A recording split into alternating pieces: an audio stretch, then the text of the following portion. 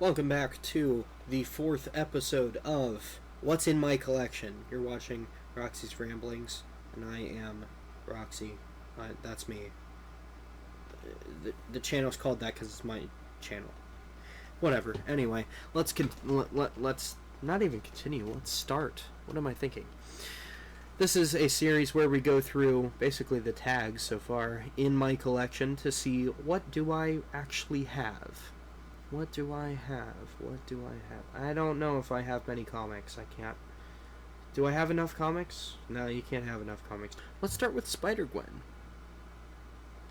Alright, this is a big one. Oh, she is here. That's why she's in it. I don't know why, but she is. Okay. Next we have giant-sized Spider-Gwen. I don't know anything about it. I just bought it new. I'm like, oh, Spider-Gwen, and I bought it. Same thing with this one. I started reading this one months and months ago, and then I just quit, and I couldn't figure out what I was actually reading, like where it was placed in the timeline, so I just kind of gave it up. This one is a prequel of sorts. I read it way back in the day and loved it. This is just her solo series. Loved that. This I bought new and haven't read, but look at this cover. But what the hell is she doing? They're at a carnival. I went to one today, to the fair, so now I can smell it again. It smells terrible. And White Fox, is that White Fox? Yeah, that's White Fox. Is very upset because, as you can kind of see, because Spider-Gwen is winking while web shooting and not pulling her strawberry ice cream off the cone. It's not at the right angle for her to make that movement. She's looking at White Fox and it looks weird. Why is her mess? You know what? I'm not gonna ask. It's whatever. Whatever. I like the art style. Whatever. Who did the cover? Hey, that's the person I like. That's one of my favorite artists. That's the one who did the thing I like. What did she do that I liked?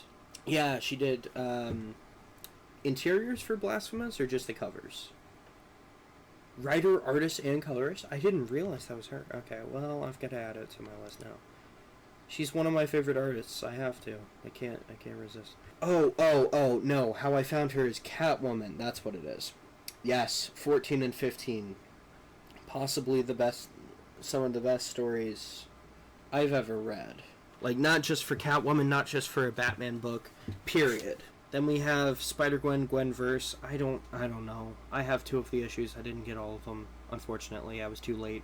It's there 2022, so my LCS didn't have all of them. Spider-Gwen Shadow Clones, I got all of them, I think.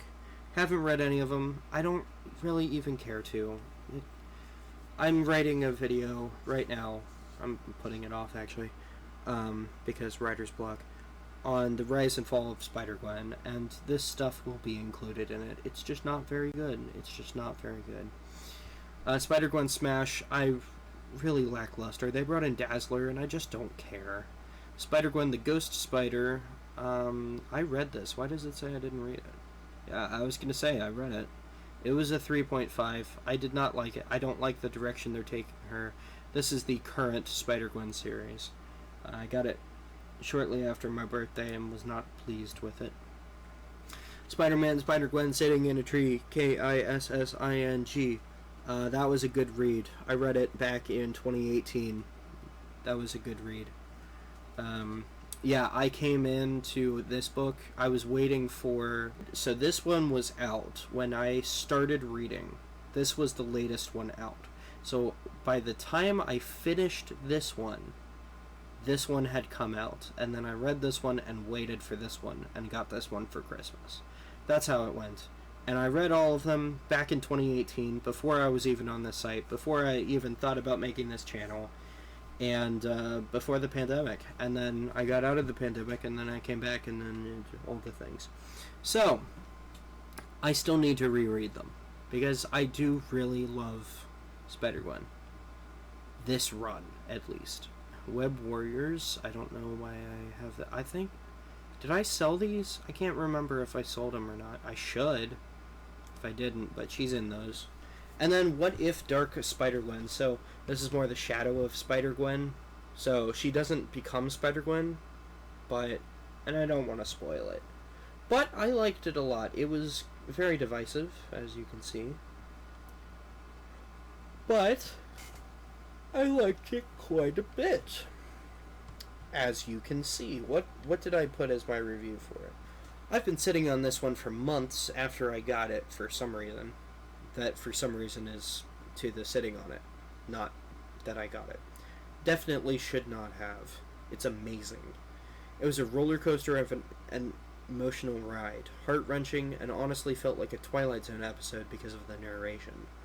It had a decently happy ending, though, and made complete and utter sense for Spider-Man comics. I wish this had taken off with sales because I'd love a mini of this. Art's awesome, writing's awesome, it's all awesome when it comes to this book. Sometimes I really love What If.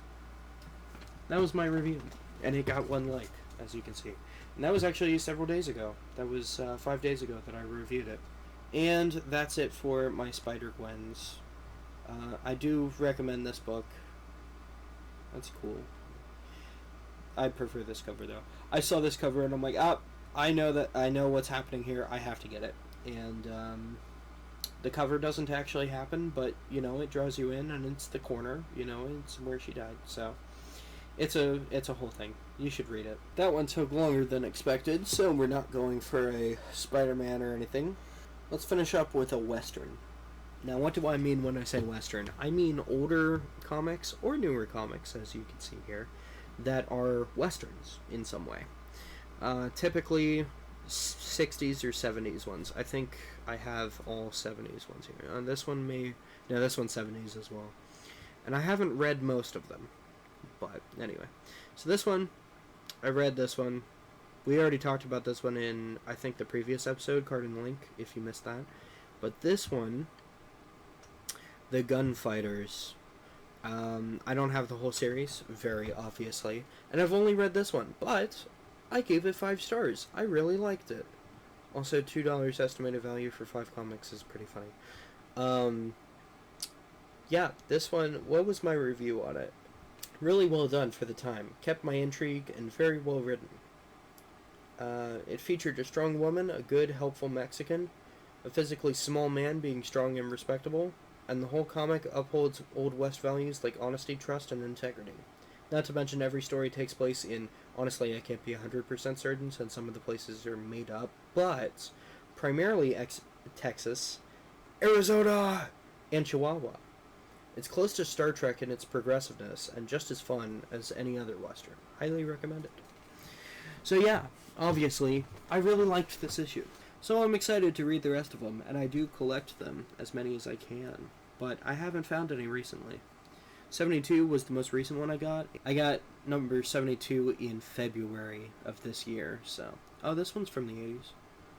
So, February, not that close. It's currently July. Let's check out what else we have in the Western field. We also have Texas Rangers in action. But first, Weird Western Tales. Weird Western Tales number 69, which is honestly the main reason I bought it. And the second reason being, this cover. Look at this. Look at this. Look at this. He's got the tomahawk. He's got the face paint. He's got the headband. He's got the skin. This is probably taking place in like Arizona or Texas, where this is not what they wear. This is not what any of the Amerindians wear. And why are there feathers on the tomahawk? Maybe they do feathers on the tomahawk, and I'm not aware. I'm no expert when it comes to Amerindians. I know a lot about the tribes in Arizona, but outside of that, I don't know so much about them. Maybe they put feathers on their tomahawks. I don't know. But why is he attacking the soldier? Is that a Civil War soldier? What's going on? There's so much intrigue here. I have to know. And that's why it's sitting on my shelf, face up, where I can see it every day when I come into my house. And that soldier, he's a woman? Just the way that he put that is just awesome. And look at her eyes. They are space. Look at that. Can I zoom this in? I can zoom this in. Look at the eyes. Okay, there we go. Look at that. Her eyes. She's like cross-eyed and like gasping for breath. And his eye, he is so shocked. I love this. I love it. I don't know why. Especially her eyes. Like, they're just, like... Anyway, approved by the Comics Code Authority, of course, with this outfit. But there's just so much here, with the canteen and the hat flying off, revealing a bun, you know, there's just so much. She has her makeup done. It's just, there's just so much here. Scalp Hunter. He's Scalp Hunter. Honestly, that's a cool name. I don't know if it's a realistic name, but it's certainly a cool name at the very least. So, I had to get it. Plus, it was $69. I just had to. I couldn't pass it up. And we'll see. We'll see if I like it. But I talked long enough about that. Let's go back to Texas Rangers in action to close off this video. So we have number 72, number 75, and number 76. And there's not much more I can tell you about them, except that there was an old radio show that was around 1956, which is when this comic series started. I don't know exactly when it happened, when it took place, but it was called Tales of the Texas Rangers. And if you've never heard of it, it's my favorite radio show. Tales of the Texas Rangers. I like it more than Dragnet. I like it more than The Shadow. I like it more than all the other stuff. It's amazing, and I could listen to it forever. And there are so many episodes. There's over 100 episodes.